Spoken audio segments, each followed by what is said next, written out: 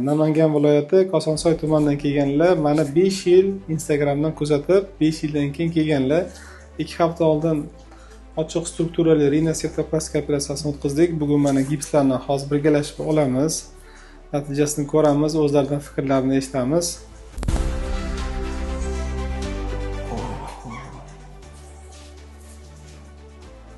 Yaxshi, zo'r. Qanaqa, yoqdimi? Ha. Siz xohlaganda bo'libdimi?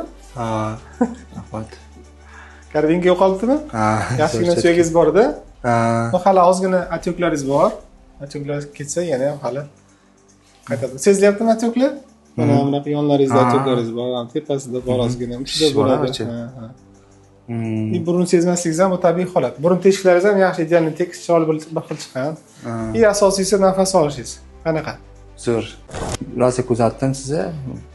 Ancha kuzatib, imkoniyatim shu paytga yetib kelgan ekan. Niyat qilgandim. Inshaalloh yetkazdim mana.